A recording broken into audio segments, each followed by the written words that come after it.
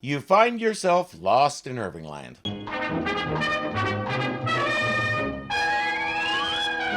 Last time, as you recall, Don, John, and Will had gone out in the chariot to set up some radio relays and got caught in a meteor shower. Head for those rocks over there.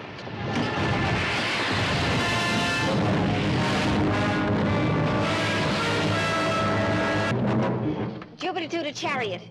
Jupiter to the chariot. Can you hear me, John? Do you think they've been hit? Mom, I don't know. The storm passes, but they still can't contact the chariot. Dr. Smith has his own theory about all this. We have been through a barrage. A barrage? It's a universal military tactic to lay down a barrage before launching an invasion. An invasion? By whom? Ah, my girl, that is the terrifying question. Who knows what dreadful creatures inhabit the reaches of this galaxy? Yes, it requires an artillery bombardment and a full-scale invasion to deal with the 7 of you. Or should I say the 6 of you, since Smith is as useful as an extra appendix. But Maureen says, in the morning we'll go over to the next ravine and make sure they're all right. All of us, including the ones without vaginas or spines. Jupiter to the chariot. John, can you hear me? Come in, please. Maureen? Are you all right? Oh, yes. Are you? We had a close call last night with those meteors. No real damage except to our communications. We're on auxiliary right now. She explains what they're doing, and he asks her to get back to the ship at once since it may not be safe out there. As she gets ready to head back, Penny finds something. Come on now. Get down from there. Well, I'll be darned. Mom, what is this thing? The wreck of a space vehicle. It's pretty small, even for one man. Feel it. It's still warm. This wreckage is fresh. Which means it crashed along with those meteors. If there was something alive inside, it's not there now. Dr. Doom and Gloom sees one of thousands of invading ships with who knows what kind of horrible creatures already roaming the planet's surface, looking to destroy the hapless wayfarers.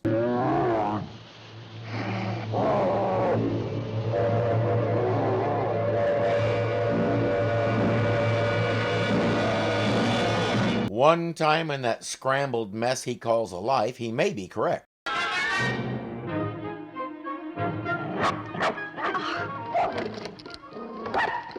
you're all there. Hello, boy. Hello. Hello, fella. Come on. Come on. There's a fella. Come on, Jimmy. Come on. Oh. Or not. That's most likely what was in that space capsule they found. Where he came from, how he survived, all that can wait. Puppy! But it's doubtful that little doggy did this. These are our food cans. Somebody's been here. Somebody or something. It must have broken into the ship. Do you suppose it's still there? Well, we're not going back in to find out. But Dr. Smith is already inside. That means there are 2 somethings out there, and you've only identified one of them. Granted, it's the fun one, but still. Back to the ship with him.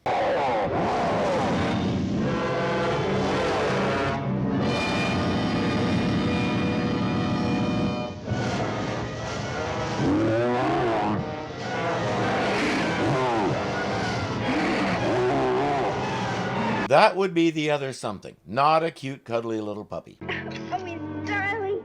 Look at that expression. Can I have him, Mom, please? Oh, dear, I don't know. Oh, please, Mom. Daddy'll say so if you do. Well, let's just say that if we decide to keep him, we can call him your dog. Oh, I just know we'll keep you, fella. With the arrival of this new invader, poor Debbie was never the same. She withdrew, became depressed and morose, started lashing out at Penny because the dog was getting more attention, and spent the rest of her life seeking the right dose of Prozac. Since the Robinsons didn't bring any Prozac with them, she was unsuccessful. Didn't they originally send animals up in space capsules? Yes, at the very beginning of the space program, but do you know how many years ago that was?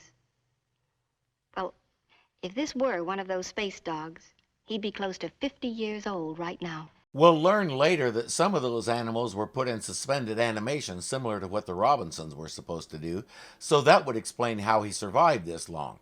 Why aren't there enduring stories of stuff like a dog being lost, of astronauts like Jimmy Hatgood disappearing and becoming martyrs for the space program? Why don't the Robinsons already know about all this? Hatgood should have been an American hero that every school kid learned about. Yet the space family Robinson and their unwanted tag-along knew nothing about him.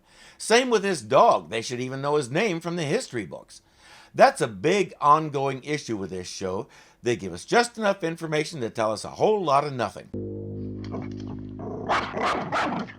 I beg your pardon, sir. I, too, get thoroughly irritated when thoughtless persons interrupt my repast. The dog doesn't like Dr. Smith. He has good taste. I've often said I trust my dog's opinion of people much more than I trust my own. I can be deceived pretty easily at times because I want to think the best of everybody.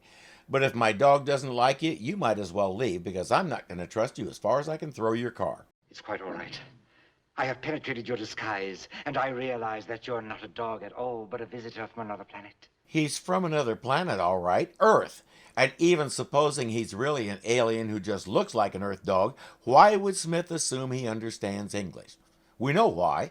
It's the only language Smith understands, so it must be the universal language of the whole galaxy, even though it's not even the universal language on his whole planet back home.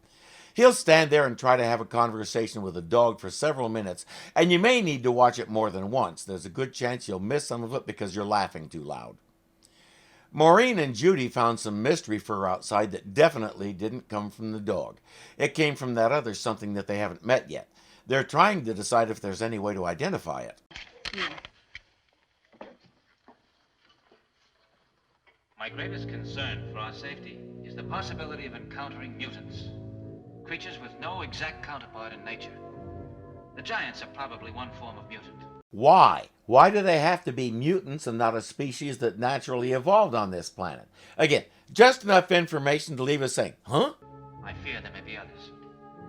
They seem to grow and evolve through a process of metamorphosis, taking on new forms by absorbing all types of organic matter. He says he hasn't actually observed any such mutants except possibly one giant, so how did he determine this? Basically, it sounds like he's doing a Smith and making stuff up. Now, this wild theory is true. Any mutant we encounter may try to absorb one of us. Why didn't Dad ever tell us about this? Oh, well, it's only a theory. Besides, I know he wouldn't want to alarm us. Well, yeah, you're just women. It's not like you're big, strong men who can handle such things. Look at how hysterical you're getting after just reading about it. No, leave this stuff to the men. As Dr. Smith has proven repeatedly, they are much better at making up stupid stuff. Go get it, fella. Go get it.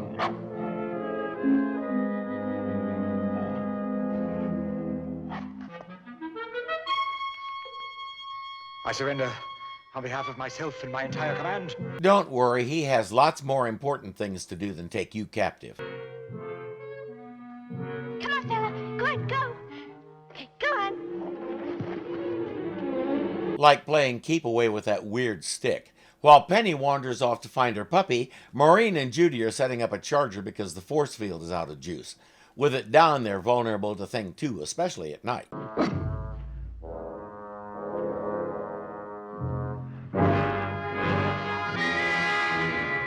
I know where they are. They're back on Earth. They landed on the island where the wild things are. They notice Judy's gun is gone. Nobody realizes the dog is off somewhere burying it like a stick, so Maureen goes inside to check their other weapons. Dr. Smith, I'm quite busy at the moment. Our gun rack is empty. All our weapons are gone.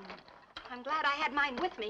Calm yourself, madam. I have the situation well in hand. Oh, hang the situation. I want to know where our guns are. Right here, in front of your eyes.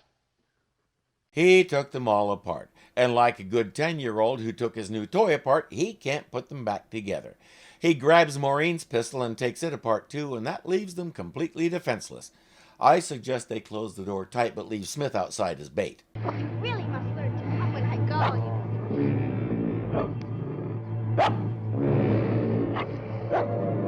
What's the matter?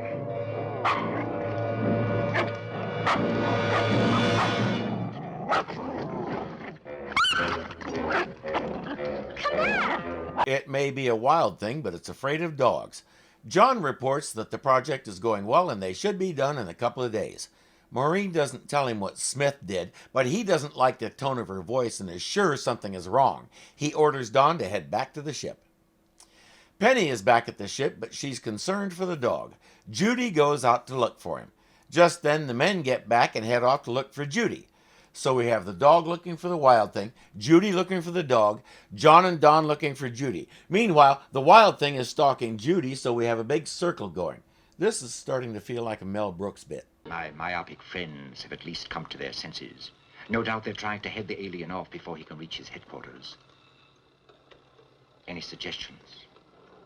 If you want a thing done well, do it yourself. Naturally, he won't do such a thing alone. He'll need to form a posse. The only manpower left is Will, so here we go again. Fortunately, Will has managed to put one of the weapons back together and is almost done with the others. Our circle kind of collapses on itself because the wild thing finds Judy and chases her onto a ledge. The dog finds John and Don and leads them to Judy, and our intrepid little posse is heading toward the dog noises.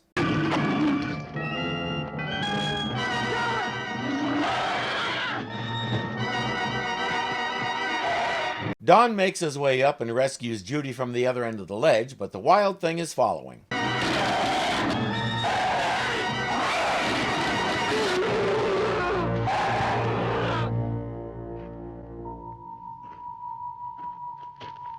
It took 2 shots to bring it down, so it's incredibly tough. I'll bet that's not the end of it. They head off to look for the dog.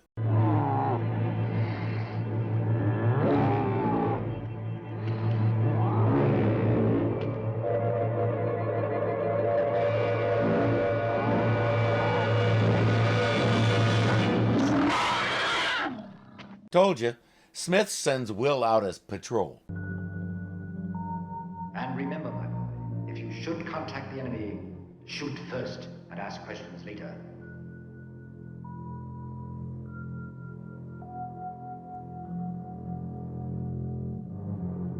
Will is a typical little boy. You think he's going to shoot that? Sooner or later, Will is going to have to figure out that Smith is full of something, but it ain't wisdom and knowledge, and then stop listening to him. It's not going to happen, but I can dream. Come on. You're a nice little guy, even if you are a spy. Will, Hi, Dad. well, how did you get here? Oh, that explains everything. Will is convinced the alien is a puppy and Smith is a sack. I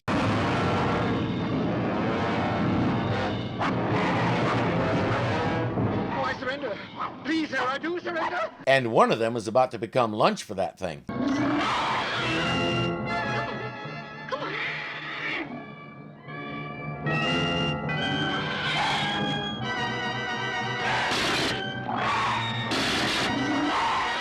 We know that's not enough to kill it, but it's intimidated for the moment, so Will tries to wake his dad.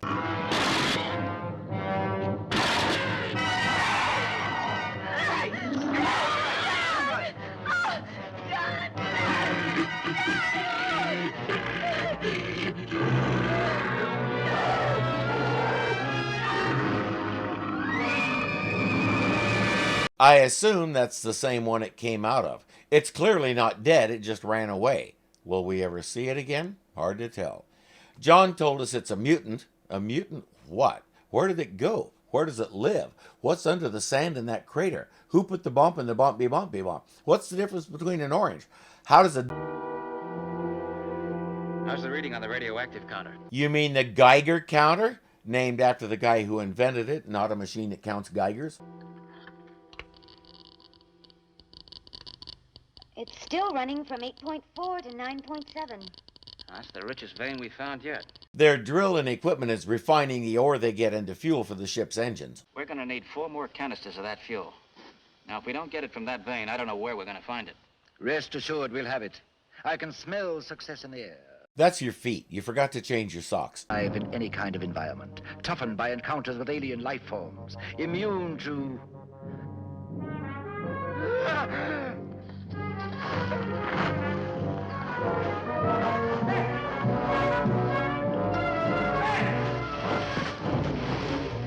Or maybe your shorts. We have our cliffhanger. John is being pulled toward a monstrous plant while Smith proves what a coward he is. As I said, we may never see that wild thing again. It went home underneath the sand and told everybody it's crazy up there, you don't want to go. But even more frustrating, we won't see the dog again either. No explanation, he just isn't there next time. I think they don't want to talk it because when nobody was looking, Debbie ate him. She doesn't like competition. I'll see you next time you find yourself lost in Irvingland.